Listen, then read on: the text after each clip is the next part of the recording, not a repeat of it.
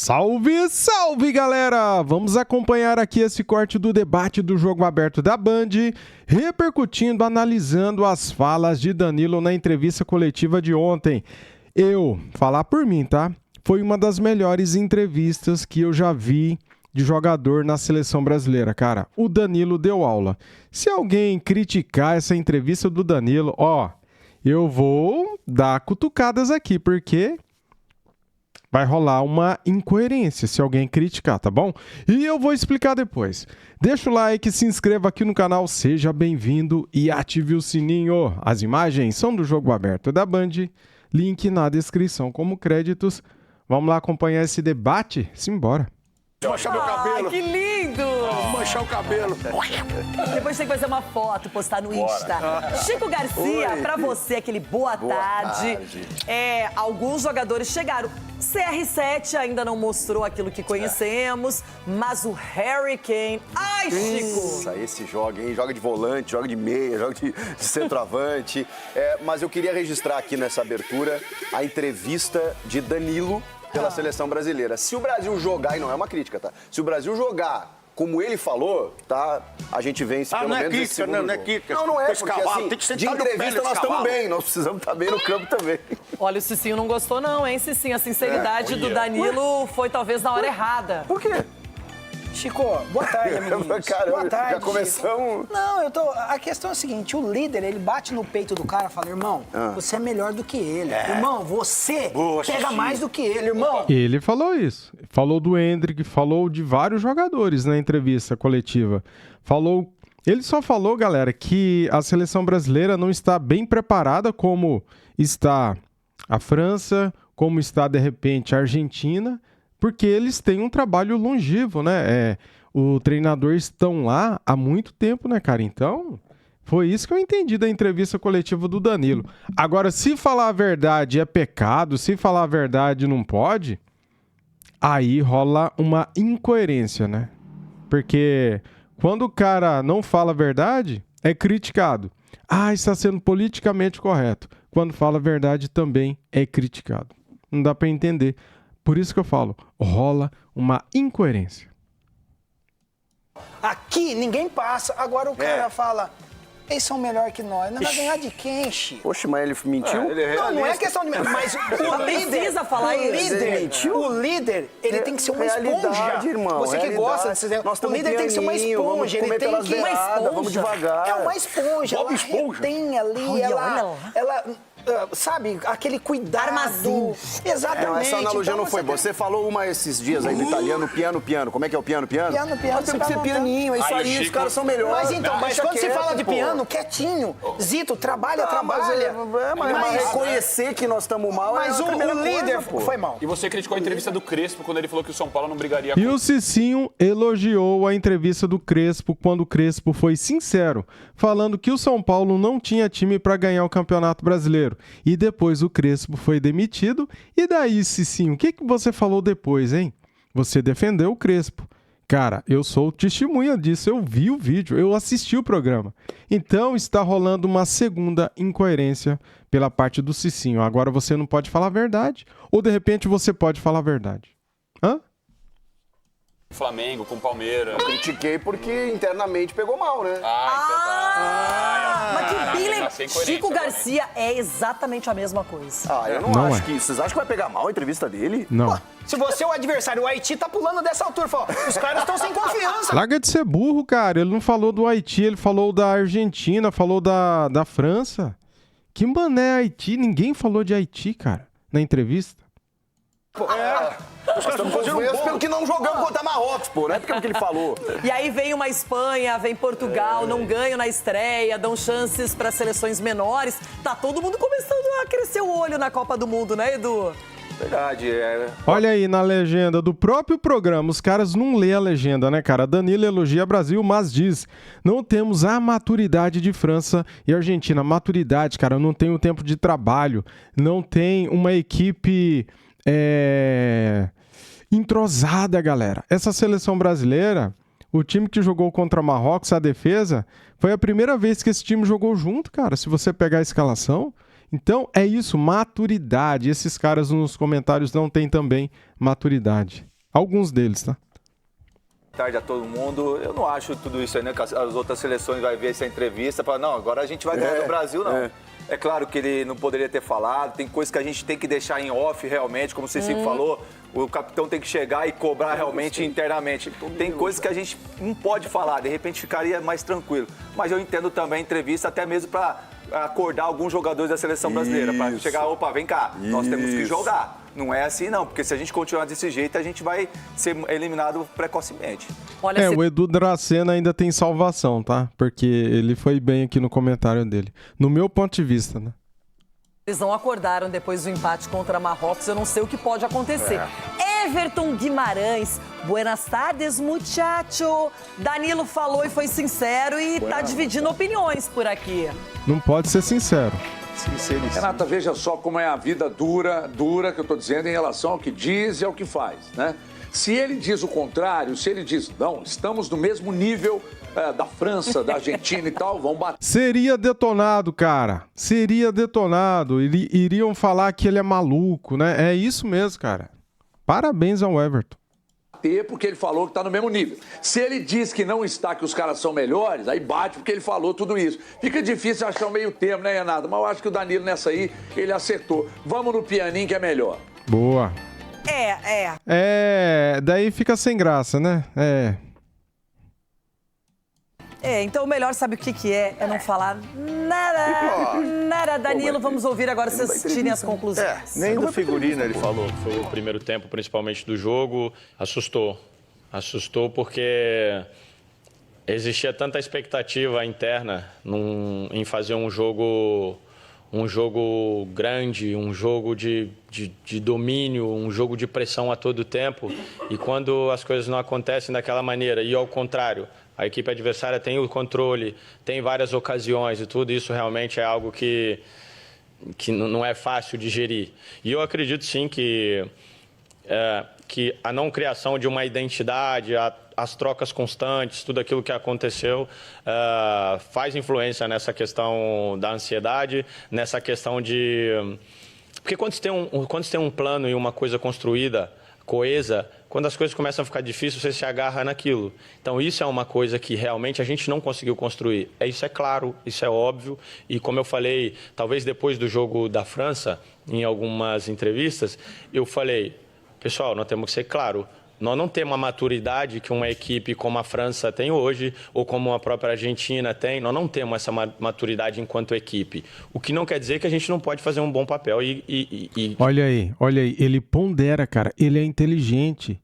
O que não quer dizer que o Brasil não possa fazer um bom trabalho, que não pode chegar na final, que não pode avançar, cara. Elogiar Argentina e França é normal, é ser sincero, cara. Provar a ganhar e provar a chegar longe.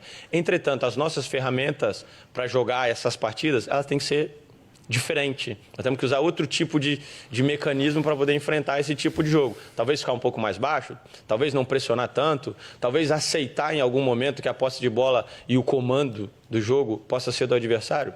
Isso para mim é maturidade, é saber enfrentar esses momentos e saber que a hora que eles derem uma brecha pra gente, nós vamos lá, nós temos o Vinícius, nós temos o Rafinha, nós temos o Endrick, nós temos o Ryan, nós temos gente que a hora que eles derem uma brecha, nós vamos fazer o gol. Mas é isso que talvez eu falei no final daquele jogo, que a gente tem esse entendimento e essa autorresponsabilidade de entender que nós vamos sofrer sim, nós vamos precisar desenvolver espírito de sacrifício sim, mas a hora que a gente tiver a oportunidade é ir lá, botar a bola para dentro e depois defender o resultado com vida, entendeu?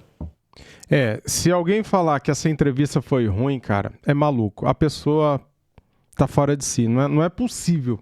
Eu não consigo entender qual que é o raciocínio da pessoa que fala que essa entrevista foi ruim. Que ele falou besteira. Onde que ele falou besteira aí, cara?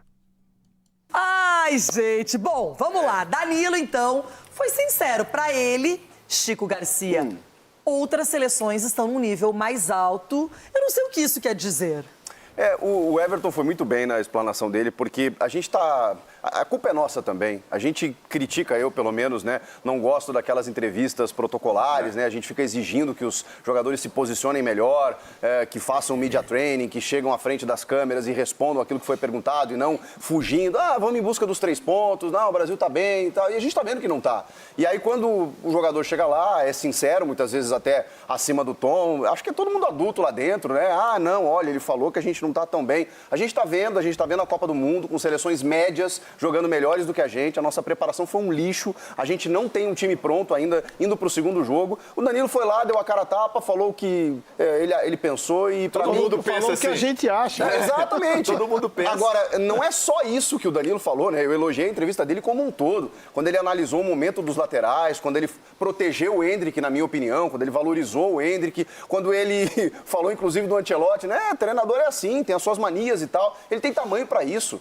O Danilo, talvez até eu não o convocasse, pelo aspecto técnico. Mas assim, vamos lá. Foi o primeiro convocado com antecedência. Foi. Eu nunca tinha pensado nisso. E eu achei equivocado, mas assim, não dá pra discutir, não dá para discutir o currículo do Danilo, cara, a liderança que ele exerce há muito tempo, os clubes por onde ele passou e a importância que ele tá tendo, inclusive hoje sendo um titular. Então vamos entender a nossa realidade, o nosso momento. Eu achei excelente pelo posicionamento que ele teve. Tem que falar a real, pô.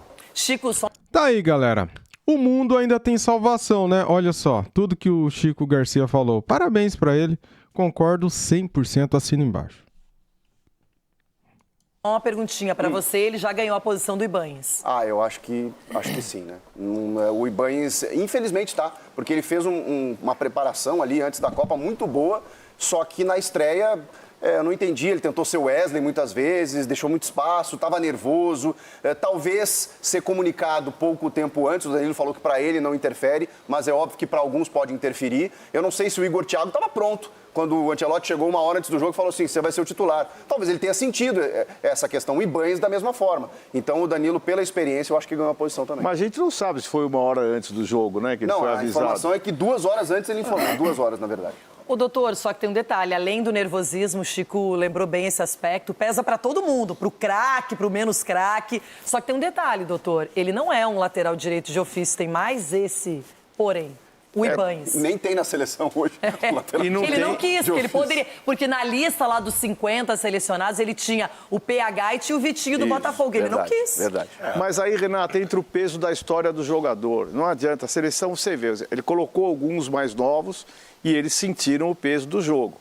Agora ele coloca aqueles que estão com mais casca, que têm história para contar, que sabem controlar mais o jogo quando necessário. Numa crise de momento, saem melhor do que aqueles que não têm essa experiência. Então, a seleção é para gente cascuda, não dá para pôr gente muito nova, à exceção de gênios diferentes e tal. Mas eu acho que ele vai jogar, ele é titular, na minha opinião, por o que ele representa e porque ele sabe fazer dentro de campo. Agora, Cicinho, esse é o detalhe, né? Ele tá bravo. Eu não sei até que ponto que é melhor. É por isso que eu não falo, porque eu sei que vão desvirtuar, cada um vai pensar o que quiser e interpretar. Quando você fala qualquer coisa publicamente, qual é o reflexo imediato? A interpretação. E aí ela pega bem, pega mal, pega mais ou menos, e às vezes nem pega. Uns vão gostar, outros.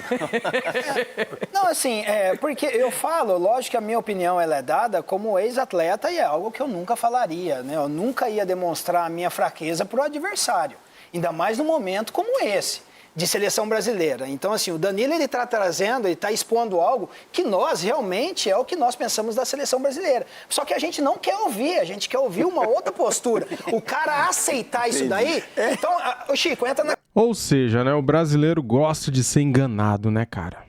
É o que o Cicinho tá falando. Eu quero que ele minta pra mim. Eu quero que ele diga que a seleção brasileira será hexa, vai atropelar todo mundo, que é melhor que todos. Eu quero que o Danilo minta. É o que o Cicinho tá falando, cara. Ou seja, se você pensa assim, você quer ser enganado. Você é trouxa? Você quer ser enganado? Eu não. Eu prefiro que a pessoa seja sincera comigo. Aquela questão. Então, o comentário que a gente faz, que o Rafinha foi lá, deu entrevista falando que no Brasil ele não é valorizado como é lá fora. Por quê? Porque na seleção ele não joga.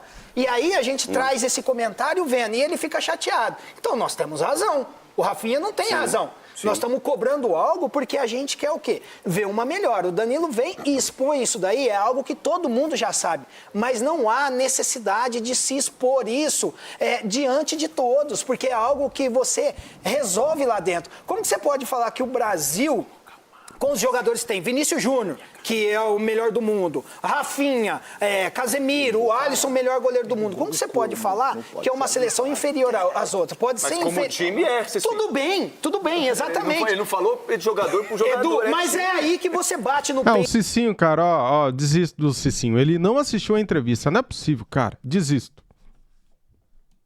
Dos jogadores, como líder, e fala assim, galera, nós somos melhores do que os caras, nós não estamos encontrando um tipo de posicionamento, mas filosofia Renato Gaúcho. O Renato Gaúcho entrava no vestiário, rasgava todo mundo, falava assim, ó, eu vou lá defender vocês, mas na próxima vocês vão ter que correr por mim. Entendendo. Chegava lá e falava assim, eu confio no meu grupo, eu tô entendendo, tá tudo certo, Chico, só que rasgava os caras lá dentro. Eu tô entendendo o que o Cicinho quer dizer, porque é o seguinte... Mas é isso que o torcedor precisa. Tá agora o torcedor, ele vai pro estádio contra a Argentina, um exemplo. O Brasil vai jogar contra a Holanda na próxima fase. Eu Como que o torcedor vai dizer. chegar lá? Ixi, nós vamos perder de conta. O capitão falou que nós não temos Se você tá bravo, e eu entendo o que você quer dizer, porque é o seguinte, quando eu comecei a jogar bola também como profissional, eu vou levar uma historinha pra vocês, senta que lá vem história. O Corinthians tinha 3 goleiros.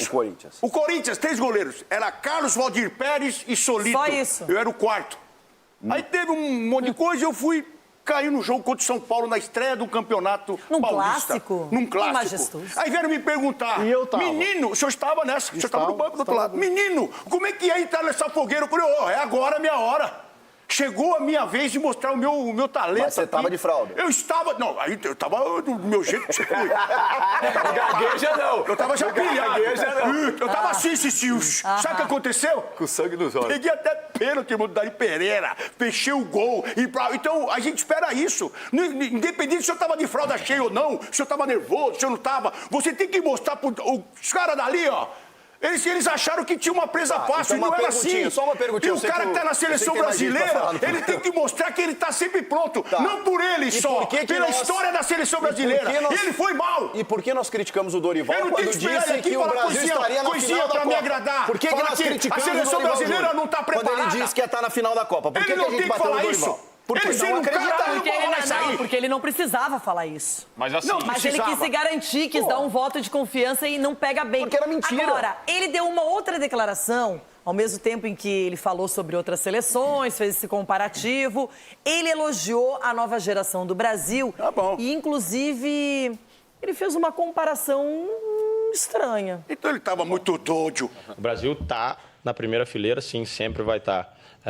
Só se acontecer um desastre muito grande e parar de produzir jogador como a gente produz, entendeu? Só se a gente for muito amador e pouco inteligente na maneira de conduzir os nossos jogadores e tratar a nossa seleção, porque é muita gente nascendo a cada dia com muita qualidade e a gente tem uma geração que muitas vezes as pessoas falam, uma geração que não é boa. Pô, brincadeira, cara, com tanto de qualidade, tanto de gente boa que você tem aí. Eu não sei se você já ouviu a parábola do bambu chinês, né? Que o bambu chinês, você bota lá a semente e tem que ficar regando e cuidando por aí 4, 5 anos. E só depois disso que ele fica ali construindo uma raiz, uma estrutura toda por baixo, complexa. E aí só depois de 4, 5 anos que ele vai crescer num espaço curto de tempo, muitos metros. O que eu quero dizer é que eu acredito muito naquilo que a gente possa fazer nessa Copa do Mundo e numa trajetória bonita, mas acredito que essa organização e esse direcionamento ele vai trazer muitos frutos também a longo prazo, desde que a gente tenha a resiliência, né, de esperar os processos, que nem sempre é fácil. Ou seja, você planta o bambu hoje e espera 4 anos para ele fortalecer. Você pega o Endrick, o Ryan, você pega esses jogadores mais jovens, o Estevão não está nessa Copa, ele estará na próxima. Esses jogadores estarão mais maduros, mais prontos para a próxima Copa do Mundo, cara. Porque eu, hoje, vendo que as outras equipes jogam e o que a seleção brasileira joga, eu não acho que a seleção brasileira tem condições de ser campeã. Não acho, cara. Sinceramente, não acho que será. Tomara que seja. Porém, pelo futebol apresentado no primeiro jogo, acho que não será. Infelizmente, tá? É o que eu penso. Quem sabe na próxima Copa, né? Se plantar o bambu agora, quem sabe? Então vamos com Renata, o jovem resumo aqui da do nosso ópera. programa, João Pedro Sgarbi, porque... Você não vai fazer essa pergunta, né? Então eu vou passar pro Everton. Então você vai falar do bambu. Ela ia perguntar se o Sgarbi planta o bambu. Pronto, o bambu é seu, Everton. Segura, bebê. Qual a diferença? Calma. Ô, Renata, tem uma piadinha com esse negócio do bambu na época do Silvio Santos, um perigo, viu? Meu Deus do céu. Mas olha, deixa eu dizer uma coisa.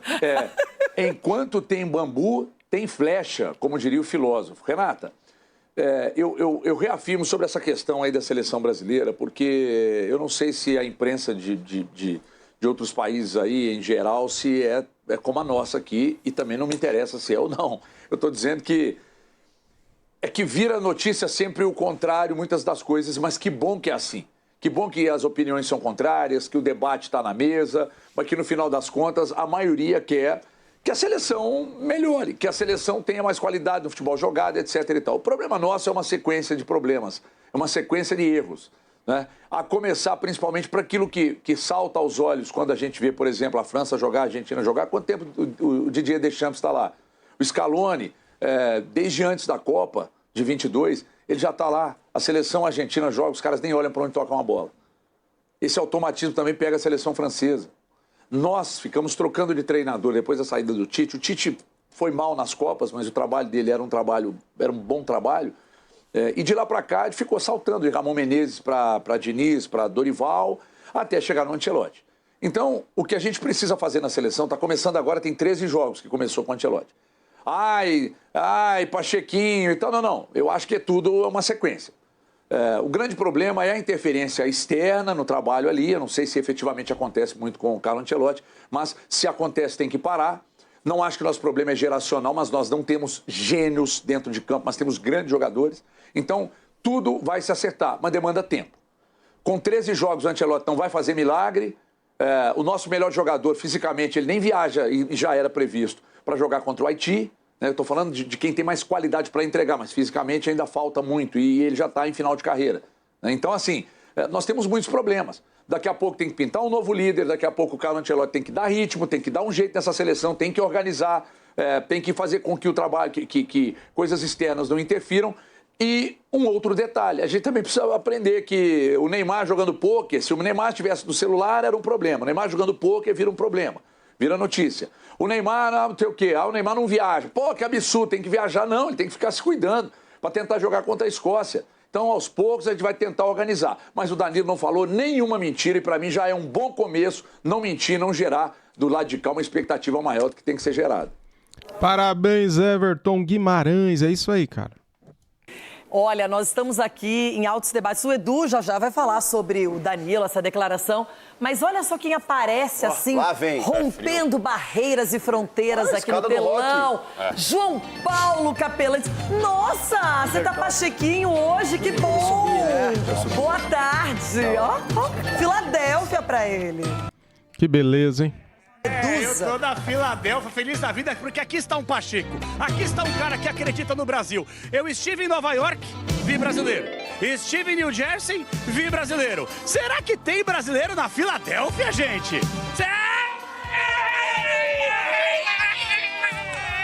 Só dá nós! Só dá nós! Renatinha tão bonitinha do pai, Renatinha tão bonitinha do pai, você vale ouro, todo meu tesouro. Eu não aguento. Tem até Fuleco, vem aqui o Fuleco, ó o Fuleco, vem Fuleco, bora Fuleco, fala, gente. Eu te amo, eu te comprar um DVD corintiano. Reta, eu te amo, vou te mandar um DVD corintiano. Olha. Esse é o clima de Copa do Mundo. Tem torcedor colorado, mostra o torcedor colorado aqui, ó.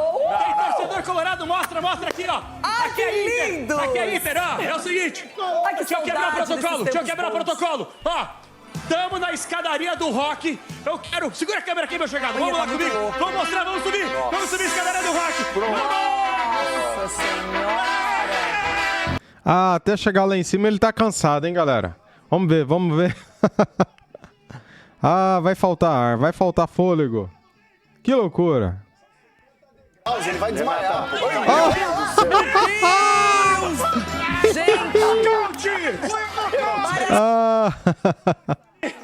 O Fuleco derrubou ele.